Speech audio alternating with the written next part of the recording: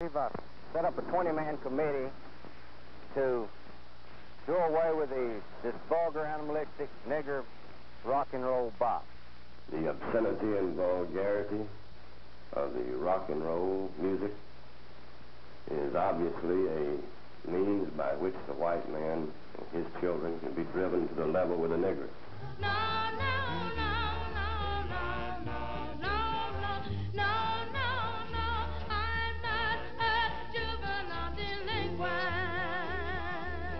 Le rock and roll va survivre à cause d'un phénomène nouveau, le pouvoir d'achat des jeunes.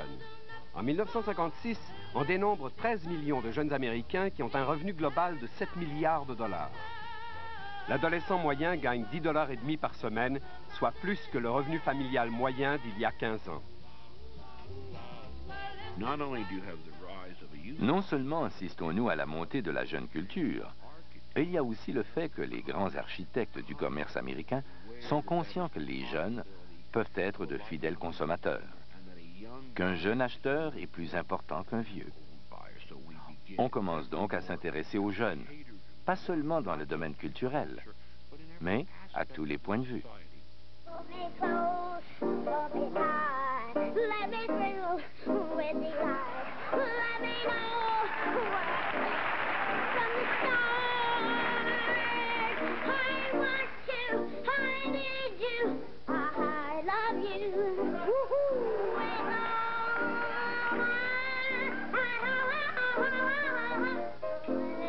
Comme les amateurs de rock and roll sont de plus en plus jeunes, les compagnies de disques leur offrent de nouveaux moyens pour écouter leur musique comme ils le veulent. Dans les années 40, le phonographe et la radio de cuisine étaient contrôlés par les parents. Dans les années 50, les adolescents ont pu acheter leurs propres disques et tourne-disques. Je crois qu'il existait un modèle Elvis Presley que l'on payait 47 $, $1 comptant et $1 par semaine. Ainsi, les jeunes avaient leur propre appareil et ils achetaient des 45 tours. Ils pouvaient écouter leur musique dans leur chambre sans être obligés d'endurer la musique et la présence de leurs parents. La jeunesse représentait une force économique importante.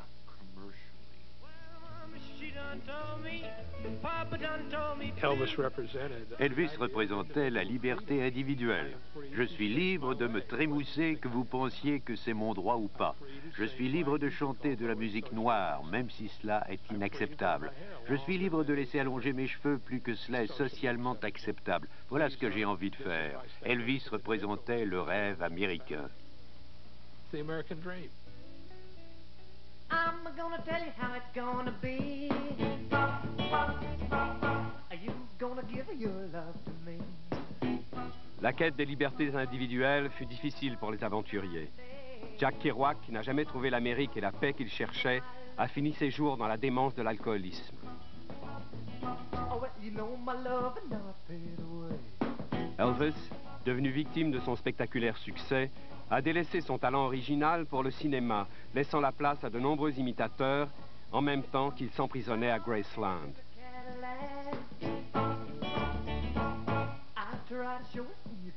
À la fin des années 50, les poètes et les écrivains rebelles de la Beat Generation et les rock'n'rollers sont devenus une mine d'or pour la machine commerciale qui s'empresse de répandre la jeune culture autour du monde. L'esprit de la rébellion n'est pas mort. Son feu a couvé jusqu'à ce qu'il explose avec une force inattendue dans les années 60.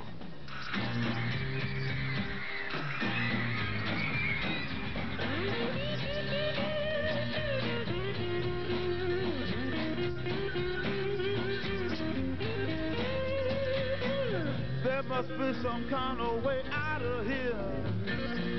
Say the joker to the thief.